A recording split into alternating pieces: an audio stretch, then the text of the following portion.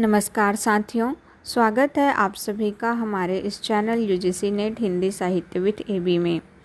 वर्तमान में हमारे यूजीसी नेट हिंदी की यूनिट 1 की क्लास चल रही है, जिसका शीर्षक है हिंदी भाषा का उद्भव और उसका विकास।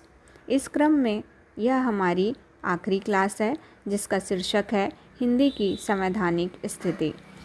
आज की क्लास में हम राजभाषा, राष्ट्रभाषा, देवनागरी लिपि और उसके वैज्ञानिक विकास के बारे में जानेंगे। इसके पूर्व की कक्षाओं में हम हिंदी की ऐतिहासिक पृष्ठभूमि, उसके भौगोलिक विस्तार एवं उसके भाषिक स्वरूप, जिसमें उपभाषाएं एवं बोलियां, स्वनिम व्यवस्था एवं हिंदी व्याकरण की बात कर चुके हैं। चूँकि यह इस यूनिट की अंतिम क्लास होने वाली है, अतः मेरी आप सबसे गुजारिश है कि आप इस यूनिट की क्लासेस के प्लेलिस्ट को ज़्यादा से ज़्यादा विद्यार्थियों के साथ शेयर कीजिए, ताकि उस पर थोड़े व्यूज़ आएँ और हम आगे की यूनिट के लिए वीडियोस बना सकें। क्योंकि इन लेक्चर्स का अर्थ तभी है जब यह ज़्यादा से ज़्यादा विद्यार्थियों तक पहुँचे, अन्यथा इतनी मेहनत का फिर कोई अर्थ नहीं रह जाएगा। इसलिए आप सभी से गुजारिश है कि आप इसे ज़्यादा से ज़्यादा लोगों के साथ शेयर कीजिए। तो चलिए देखते हैं इस टॉपिक से परीक्षा में पूछे जाने वाले प्रश्न। तो इस टॉपिक से हमारे अनुच्छेद से और उनसे संबंधित प्रावधानों से परीक्षा में प्रश्न पूछे जाते हैं। साथ ही आयोग एवं समितियां भी एक महत्वपूर्ण बिंदु है। तो चलिए शुरू करते हैं आज की हमारी क्लास। हम सबसे पहले जानेंगे राजभाषा हिंदी के बारे में। राजभाषा बोलने से आपको क्या ज्ञात होता है? अगर हम इसको तोड़ते हैं तो राज का अर्थ हो जाता है राज्य, और राज्य का काम होता है सत्ता को संभालना या फिर शासन करना। तो इस चीज़ के लिए वह जिस भाषा का इस्तेमाल करती है वह वहाँ की राजभाषा होती है। तो इस तरह हम कह सकते हैं कि राजभाषा किसी राज्य की वह भाषा होती है जिसमें उनके सारे सरकारी कामकाज जो है किए जाते हैं। संविधान के अनुसार हिंदी को देश की राजभाषा घोषित किया गया है। हालांकि सरकारी कामकाज में अंग्रेजी भाषा का भी इस्तेमाल होता है। अब हम देख लेते हैं कि राजभाषा हिंदी का विकास जो है किस तरह हुआ है। इसके विकास क्रम में सर्वप्रथम 1949 में हिंदी को संविधान सभा द्वारा आधिकारिक भाषा के रूप में अपनाया गया था। यही कारण है कि 14 सितंबर को हम राष्ट्रीय हिंदी दिवस के रूप में मनाते हैं। 1949 के बाद 1955 में राष्ट्रपति का आदेश आता है, जिसका मुख्य उद्देश्य प्रशासनिक कार्यों में हिंदी के प्रयोग को अंग्रेजी के साथ बढ़ावा देना था। इसके अंतर्गत राष्ट्रपति द्वारा राजभाषा आयोग की स्थापना की जाती है। यह भी 1955 में ही स्थापित होता है। यह जो वर्ष है वह आपको याद रखना है एग्ज़ाम पॉइंट ऑफ व्यू से, क्योंकि आपको सही जोड़ी मिलान के लिए ये वर्ष जो है पूछे जाते हैं। इस राजभाषा आयोग ने निम्नलिखित प्रमुख सुझाव दिए हैं, जो कि आपके एग्ज़ाम के दृष्टिकोण से महत्वपूर्ण हो सकते हैं। तो पहला है, उन्होंने कहा कि परिभाषिक शब्दावली का निर्माण किया जाना चाहिए। साथ ही 14 वर्ष की आयु तक प्रत्येक विद्यार्थी को हिंदी का ज्ञान करा देना चाहिए। उन्होंने यह भी कहा कि देवनागरी लिपि, जो कि हिंदी भाषा की लिपि है, अखिल भारतीय लिपि होनी चाहिए। अर्थात अगर आपको कोई भी लैंग्वेज में लिखना है तो उसकी लिपि जो है देवनागरी लिपि को बनाया जाए। इसके अलावा प्रतियोगी परीक्षाओं में हिंदी का एक अनिवार्य प्रश्न पत्र रखने को भी सुझाव दिया गया एवं उच्च न्यायालयों में क्षेत्रीय भाषाओं के प्रयोग की बात कही गई। इसके बाद 1957 में संसदीय राजभाषा समिति का गठन होता है, जिन्होंने 1959 में अपने सुझाव प्रस्तुत किए। इसके पूर्व 1955 में राजभाषा आयोग ने उच्च न्यायालय में क्षेत्रीय भाषाओं के प्रयोग की बात की थी। वहीं इस राजभाषा समिति, जो कि 1957 में गठित की गई, इन्होंने उच्च न्यायालय के निर्णय आदेश को अंग्रेजी में दिए जाने की सिफारिश की। इसके अलावा केंद्रीय सेवाओं में परीक्षाओं का माध्यम अंग्रेजी को बनाया जाए और 1965 के बाद ही हिंदी को प्रधान भाषा बनाया जाए। ये इनकी प्रमुख सिफारिशों में है। इस प्रकार यदि आप ठीक से देखेंगे तो पाएंगे कि राजभाषा आयोग ने जहां प्रतियोगी परीक्षाओं में हिंदी को ज़्यादा तवज्जो दी, वहीं राजभाषा समिति ने केंद्रीय सेवाओं की परीक्षाओं में अंग्रेजी को जो है ज़्यादा महत्व दिया। इसके बाद राष्ट्रपति का दूसरा आदेश आता है 1960 में। इसके पूर्व राष्ट्रपति का जो प्रथम आदेश था वो आया था आपका 1955 में। तो आपको ये दोनों वर्ष जो है याद रखने हैं। राष्ट्रपति के दूसरे आदेश के अंतर्गत उन्होंने विधायी आयोग की स्थापना एवं वैज्ञानिक तथा तकनीकी शब्दावली आयोग की स्थापना का प्रावधान किया और 1961 में ये दोनों आयोग जो है स्थापित हुए। इसके पश्चात राजभाषा अधिनियम 1963 आया। यह अधिनियम भले ही 1963 में पारित हुआ, किंतु लागू वो जो है 1965 के बाद ही हुआ। यहाँ पे लिखा है 26 जनवरी 1965, क्योंकि इस अधिनियम में प्रावधान था कि हिंदी के अतिरिक्त अंग्रेजी भाषा का प्रयोग भी 1965 के बाद यथावत बना रहेगा। दरअसल इसके पूर्व के प्रावधानों में हिंदी और अंग्रेजी को सिर्फ 15 वर्षों तक साथ में राजभाषा बनाने की बात की गई थी, किंतु दक्षिण के राज्यों के विरोध के कारण 1965 के बाद भी हिंदी के अतिरिक्त अंग्रेजी भाषा के प्रयोग की बात कही गई। तो इसीलिए राजभाषा अधिनियम 1963 लाया गया, जो कि 1967 में पुनः संशोधन हुआ और इस तरह संशोधित होते होते आज तक अंग्रेजी जो है न्यायालयों में एवं शासकीय कार्यों में प्रयोग में लाई जाती है। इसके बाद आता है आपका संकल्प 1968। इसका उद्देश्य जो है सभी राज्यों के सहयोग से त्रिभाषा सूत्र को लागू करना था, जिसमें कि दक्षिण भारतीय राज्य जो हिंदी का विरोध कर रहे थे वे जो है अपनी मातृभाषा के साथ हिंदी और इंग्लिश दोनों भाषाओं को पढ़ेंगे और उत्तर भारत के राज्य हिंदी के अलावा कोई एक दक्षिण भारत की भाषा को सीखेंगे। यह जो है आपको अक्सर नवोदय विद्यालयों में देखने के लिए मिल जाएगा। साथ ही इसमें कहा गया कि केंद्रीय सेवा में भर्ती के लिए हिंदी अथवा दोनों भाषाओं का ज्ञान आवश्यक होगा और 8वीं अनुसूची में उल्लिखित सभी भाषाओं के समन्वित विकास के लिए कार्यक्रम बनाए जाएंगे। इसके पश्चात आता है आपका राजभाषा नियम 1976, जिसके अंतर्गत 12 नियम निर्धारित किए गए हैं। इसमें आपको पत्र व्यवहार कैसा होना चाहिए, परिभाषाएं कौन से भाषा में देनी चाहिए, ये सब बताया गया है। जैसा कि इसका नियम 5 कहता है कि हिंदी में मिलने वाले सभी पत्रों का जवाब हिंदी में ही दिया जाना चाहिए। नियम 7 कहता है कि कोई भी कर्मचारी आवेदन, अपील या अभ्यावेदन हिंदी या अंग्रेजी में कर सकता है। इसी तरह नियम 8 के अनुसार हिंदी में प्रवीणता रखने वाले सभी कर्मचारियों को अपना पूरा सरकारी काम हिंदी में करना होता है।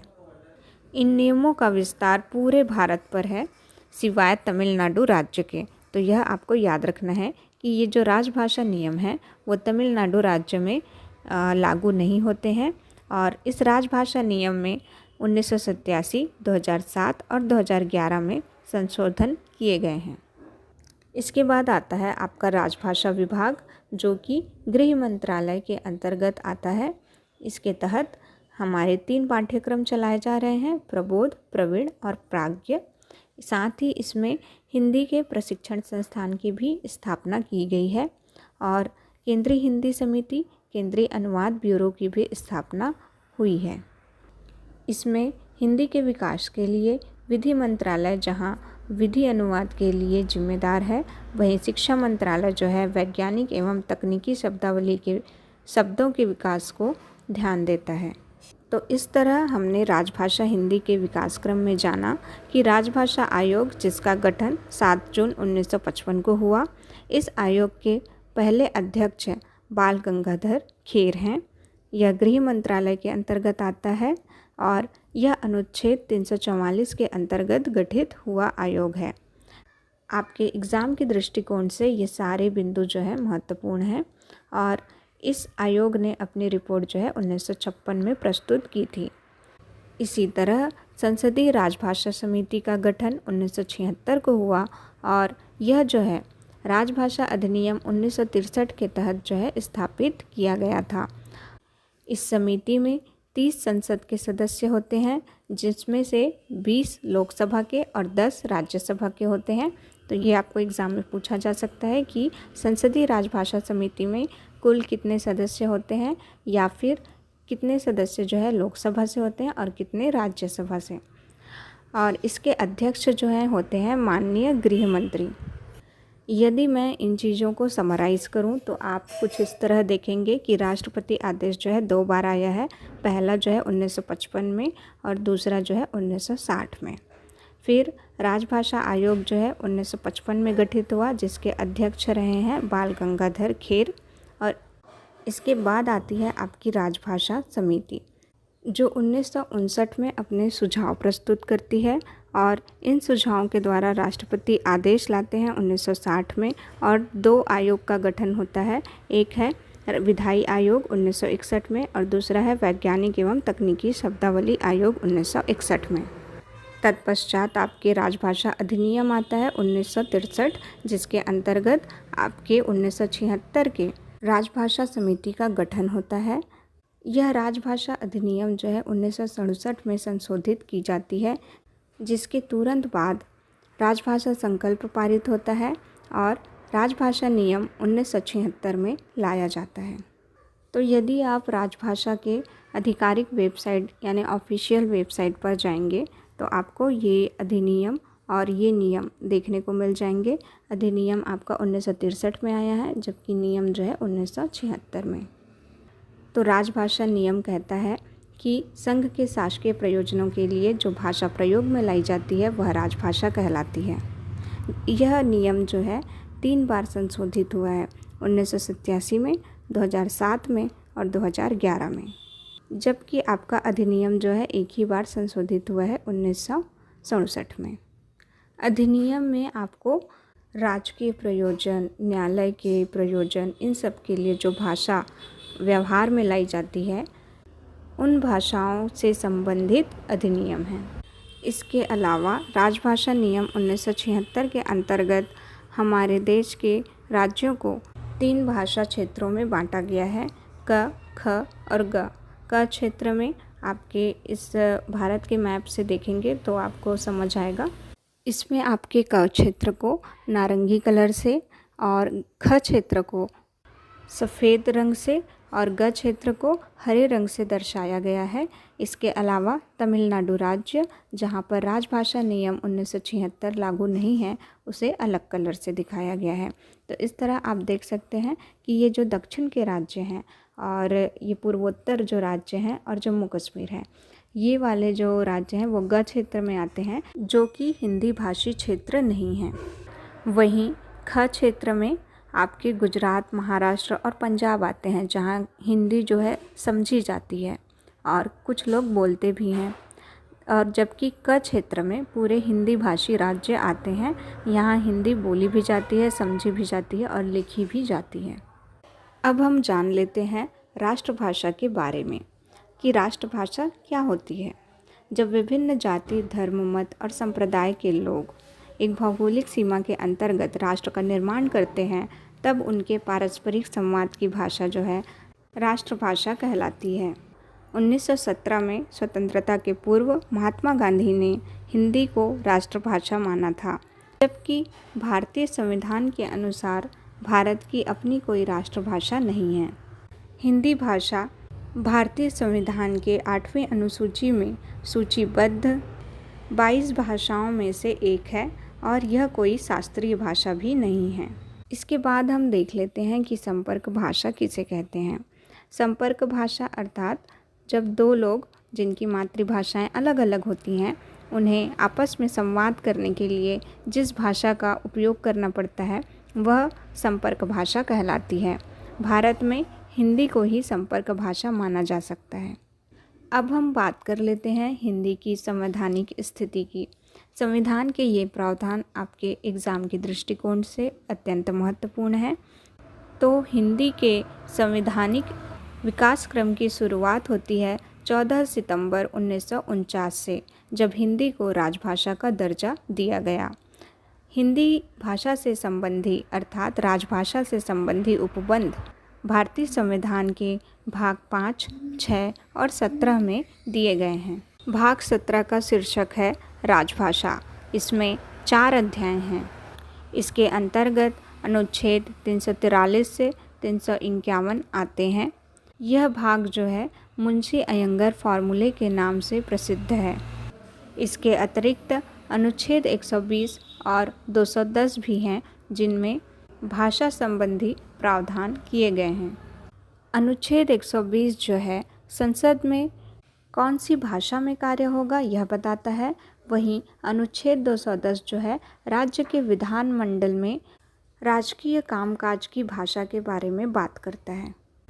तो चलिए आगे देख लेते हैं हिंदी भाषा से जुड़े हुए महत्वपूर्ण अनुच्छेदों को, जिसमें पहला है अनुच्छेद 343, जो हिंदी को संघ की आधिकारिक भाषा के रूप में अपनाए जाने और अंग्रेजी को 15 वर्षों तक जारी रखने का प्रावधान करता है।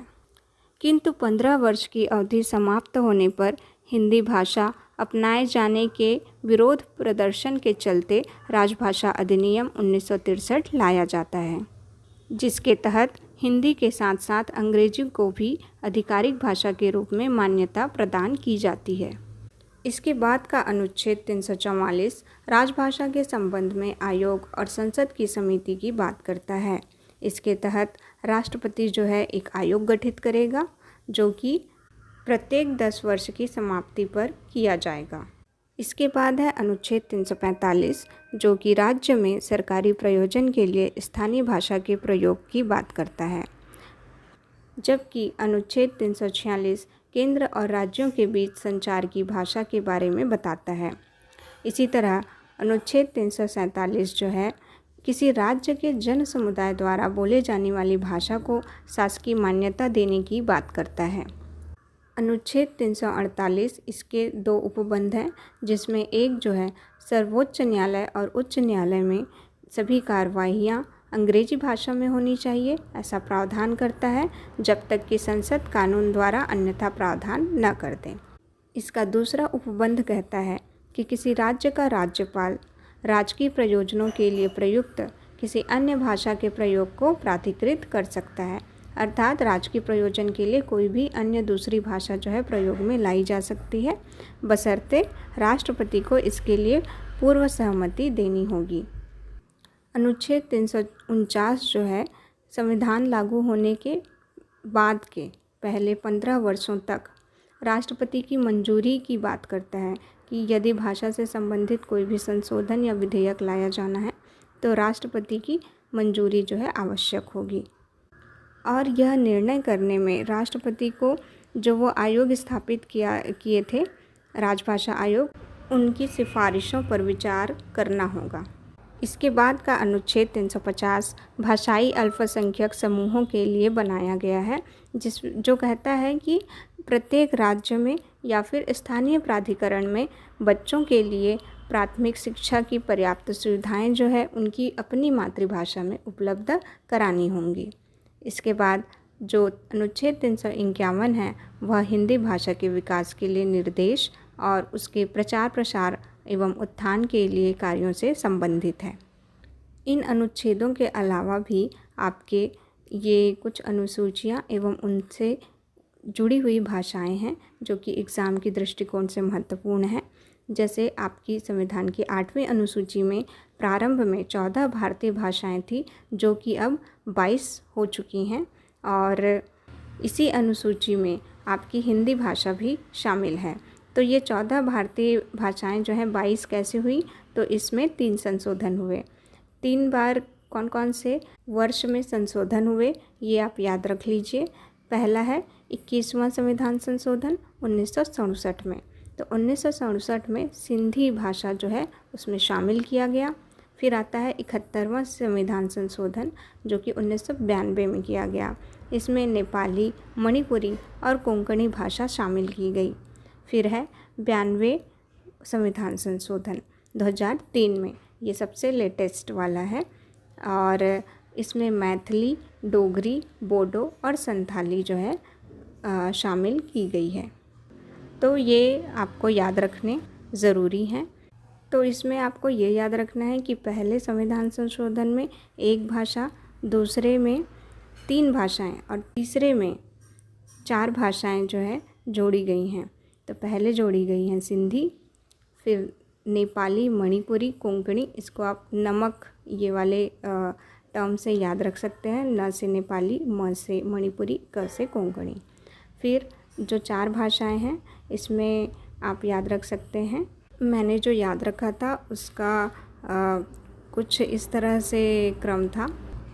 मेथी की बड़ी थाली गिरी, तो मेथी से मैथिली, बड़ी से बोडो, थाली से संथाली, गिरी से डोगरी। तो इस तरह से आप इसको याद रख सकते हैं।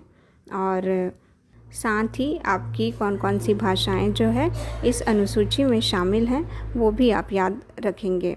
असमिया, नेपाली, मणिपुरी, बांग्ला, उड़िया, कश्मीरी, सिंधी, पंजाबी, संस्कृत, हिंदी, उर्दू, गुजराती, मराठी, कन्नड़, कोंकणी, मलयालम, तेलुगु, तमिल, बोडो, मैथिली, संथाली और डोगरी। तो इसमें जो भी संशोधन द्वारा ऐड की गई हैं वो तो आपको याद रह ही जाएंगी। इसके अलावा जो आपको याद रखनी है उसमें हिंदी, नेपाली, संस्कृत ये प्रमुख है। इसके अलावा जो चारों हमारी दक्षिण की भाषा है, कन्नड़, मलयालम, तेलुगु और तमिल, ये भी इसमें आती है। और पूर्वोत्तर के भाषाओं में असमिया और मणिपुरी हैं, जबकि उत्तर में कश्मीर है वो वाली आती है, और उसके साथ पंजाबी भी आती है और सिंधी भी है। तो इसके अलावा जो है आपको बांग्ला, उड़ीसा, गुजराती, मराठी, कोंकणी ये भाषाएं जो है देखने को मिल जाएंगी।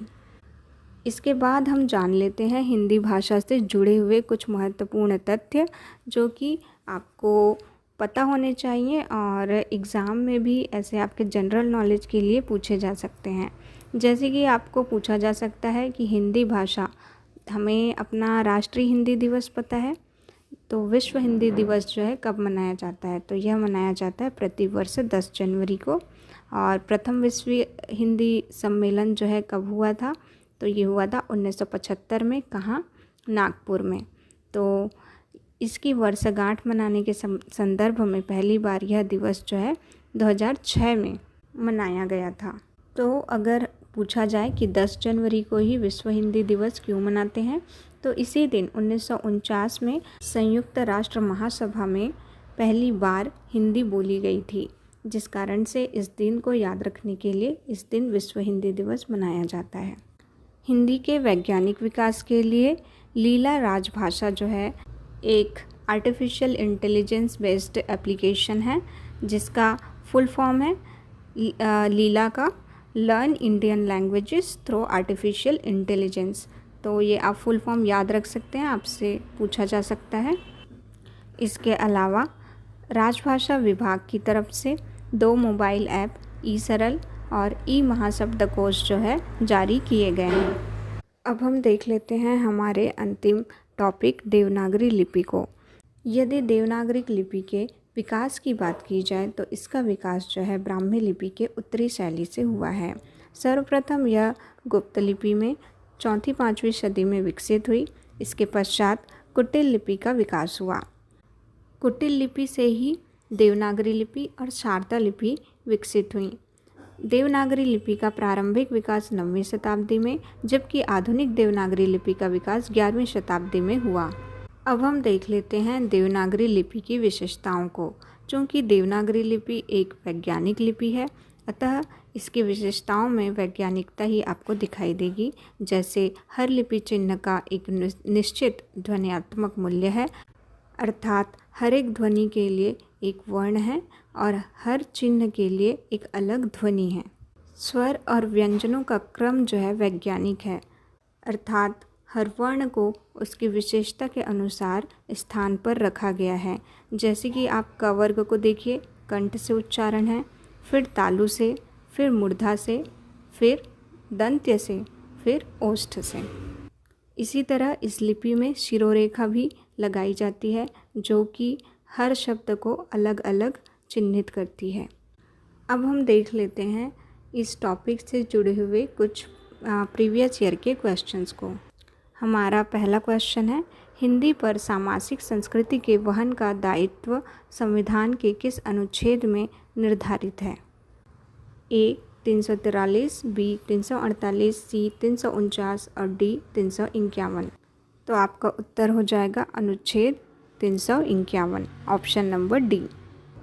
अगला क्वेश्चन, संविधान के किस अनुच्छेद में देवनागरी लिपि में लिखित हिंदी को संघ की राजभाषा घोषित किया गया है? तो आपका आंसर हो जाएगा अनुच्छेद 343, क्योंकि ये आपकी पहला ही आर्टिकल है, इस कारण से आपको याद रहना चाहिए। इसी तरह अनुच्छेद 348 में न्यायालयों में अंग्रेजी भाषा के प्रयोग की बात कही गई है। हमारा अगला क्वेश्चन है, भारतीय संविधान के किन अनुच्छेदों में राजभाषा संबंधी प्रावधानों का उल्लेख है? आपका ऑप्शन ए है 343 से 351, बी है 434 से 315, सी 443 से 135, डी 334 से 153। तो आपका आंसर हो जाएगा ऑप्शन नंबर ए 343 से 351। फिर है, हिंदी को राजभाषा के रूप में मान्यता कब मिली? तो ये मिला है आपको 14 सितंबर 1949 को। क्यों? क्योंकि इसी दिन संविधान सभा में हिंदी को राजभाषा के रूप में अपनाया गया था, जबकि विश्व हिंदी दिवस आपको 10 जनवरी को मनाया जाता है, क्योंकि उस दिन संयुक्त राष्ट्र महासभा में प्रथम बार हिंदी बोली गई थी। अगला क्वेश्चन है, सुमेलित करने के लिए, तो इसमें एक तरफ है राष्ट्रपति का आदेश, तो कब आया था? 1955 में। संसद की राजभाषा समिति के सुझाव बोला है, तो सुझाव कब आए थे? 1959 में। अगर राजभाषा समिति बोली जाती पहली वाली तो 1957 में। फिर है राजभाषा अधिनियम, कब लाया गया? 1963, और संकल्प आता है 1968। तो इसके हिसाब से आप अपने विकल्प इसमें देख लीजिए। फिर है दूसरी सूची को मिलान करना है, राजभाषा आयोग का गठन हुआ है 1960 में। राष्ट्रपति का आदेश पहले आता है तो 1955 में। फिर है राजभाषा अधिनियम 1963 और राजभाषा नियम जो है 1976।